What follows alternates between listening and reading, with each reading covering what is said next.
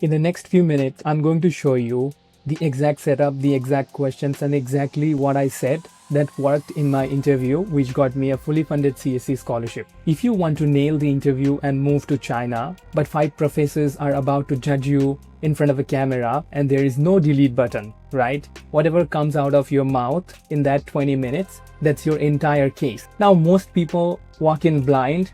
They don't know the format, they don't know what professors are actually listening for, don't know the hidden details that trip people up before they even speak. Here's the thing that nobody tells you about a scholarship application. The documents, the essays, the motivational letter, your CV, you can control all of that. You can revise that, you can rewrite that anytime you want. But an interview, there is no going back. Whatever you perform in front of the professor, that's gonna be your chance to get it or don't get it. And for me, the stakes were not just getting into the MBA. I had already left my well-paying job and I had to come back to India.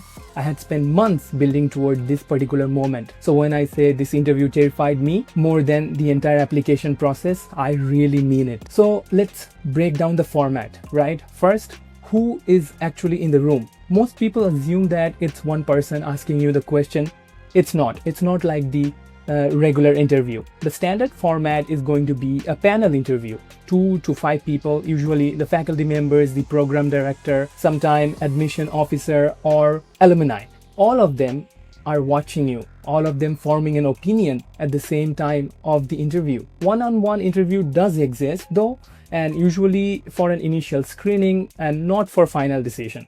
So the first time I read the panel interview, then I thought, okay, maybe there will be few extra people. Nothing big deal, right? Then I realized that you're not just answering questions. You are answering while 5 different people from different backgrounds are watching your body language, your confidence, your eye contact simultaneously. That changed everything about how you prepare. Pro tip 1 here.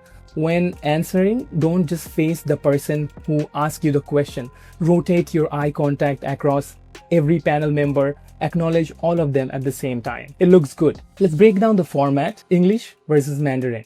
Almost all international MBA interview in China is conducted in English, especially because it's a designed international program for the students. But here's what separates the candidates who stand out, that the one who just go through, right? Because basic Mandarin, not fluency. Just 2 words like ni hao, xie xie, a simple greeting at the start, a thank you at the end.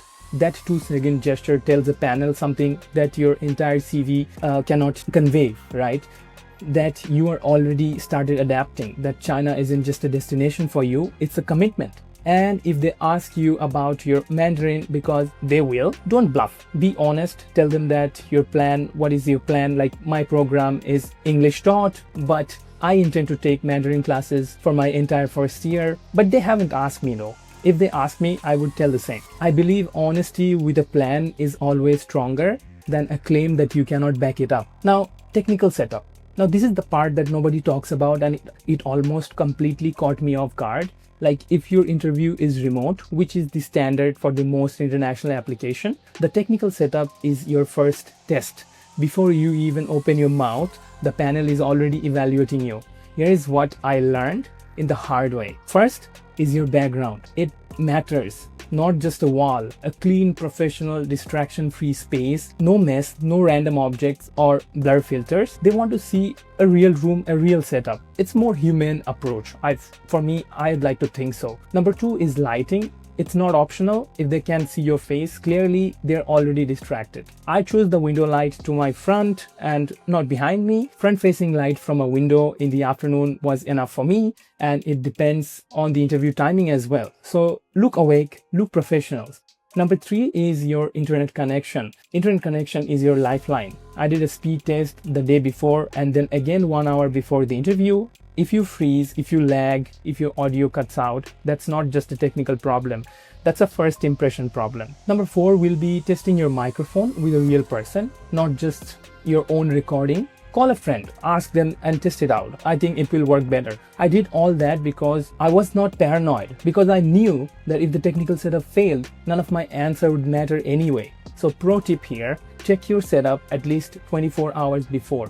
Better to fix it on the earlier day than scramble an hour before. And there was this smallest thing, very embarrassing, but I had to practice, right? Saying the university name correctly. Since it's not my first language, I said it out loud like 10 times alone in my room. The night before the interview, even before the interview, I practiced because I knew if I mispronounced the name of the university that I was going to try to get into in the first 30 seconds of that interview, it would set a tone that I did not want to set. Small things done in a deliberately manner, that's what preparation actually looks like. For my case, I really did that. Now the frameworks, like how you can actually answer, right?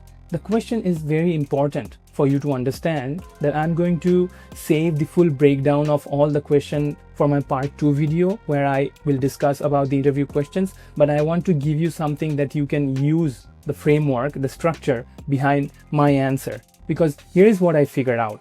The panel is not just listening to whatever you say. They're listening whether you can think clearly under pressure. And the fastest way to do that is to have a framework. Framework 1, reframe, evidence, edge, and conclusion. I use this for the hardest question that I knew is certainly coming. You have spent 7 years as a chef. Why should we believe that you're ready for a business and strategy? Like most people would answer defensively, but I did not. I reframed it in an efficient manner. Don't accept just the premises, okay? I wasn't just cooking. I was already doing some supply chain work and I just didn't have the title. So that was my reframe, you understand? Then I give the evidence, a specific real example, not a claim, more like a story. Every week I managed inventory for a kitchen feeding 500 people. That's a procurement scenario, that's logistics, that's managing perishable supply chain in real time. Then providing edge. What does that experience give you that a purely academic candidate doesn't have? I have seen supply chains fail at a 7 p.m. on a Saturday night with a full house restaurant. I know how to fix them under pressure, and that's not something you will learn from a textbook. And then close with one punchline that goes along with everything, one sentence that will land in their heads and they will remember it. So reframe, evidence, edge, conclusion. That's your first structure. Framework 2, strength, proof, weakness, and tie them back together. For the strength and the weakness question, everybody says like, I'm a hard worker. That lands like nothing. Everyone says that. Instead, name the strength, then prove it with something specific and visual, something the panel can picture in their mind. My strength is adaptability. I have worked in the kitchens in the US and Saudi Arabia. I have adapted to different cultures, different work styles, different crisis modes, and I have thrived in every scenario. For the weakness, you need to be honest, but don't just confess, right? You need to tweak it a little bit. Like, my weakness is that sometimes I overcommit. I say yes to too many things because I hate letting people down. But that's exactly why this MBA matters for me, and I need the structure, the strategy, the frameworks to channel that energy into the right priorities where I have to say yes and when I have to say no. Then connect it directly why this MBA matter, and this is the right next step for you. Turn your weakness into the reason that you're sitting into that interview. Strengths, real proof, honest weaknesses, tied back together. Framework 3 is that the problem solution sandwich. For question about your experience, your achievement, your impact, start with the problem, not your role, the challenge. Like, I would say our kitchen was losing almost 20% of the inventory every month to spoilage. Nobody knew why. Then your role, you have to explain, like, what was your role? What did you actually do? I redesigned the ordering system, shifted to that FIFO model, trained the team. FIFO is like first in, first out, by the way. Those who know hospitality, they will know. Then the result, not just it worked, the numbers if you have any. So you can say we cut spoilage to around 5% in 6 weeks. That saved the restaurant roughly X amount of money per month. So problem, your role, and result. That's how you turn a story into an evidence. And that's the thing. That's the panel just is not testing your English. They're also testing your clarity. If you can answer a question with a structure, they know that you thinking with a structure and you can think clearly. And that's what they're really looking for. The honest moment, what I almost got wrong, that here's the part that I don't like really talking about. There was one question where I almost answered wrong. Completely wrong. One of the professors asked me like, why China, not the US? Why specifically here? It was valid question because I have already worked in the US for 5 years and they saw it in my CV. I had to give them a CV when I was applying in the college, right? And in my head, I had prepared an answer something about like the economy, the Belt and Road, the international business, and the kind of the answer that you would find in any website. But I paused for 1 second because I remember something I had read that week before about the Greater Bay Area. What is that? About Guangzhou, about the city that is the commercial DNA of southern China. And I said this instead, because your economy is growing in a specific direction and Guangzhou is the center of it all, and I have studied the supply chain while doing my research. I don't want to be on the sidelines. I want to be where the material is moving, where things are actually getting materialized. The moment that specific researched real answer changed the energy of the entire interview panel, and the panel did not just hear an answer. For me, I think they heard like how conviction that I had, and that's what they're looking for, not the most qualified candidates per se. So I answered a few questions in that interview, and some of them were straightforward, some of them were personal, and one of them I almost answered completely wrong.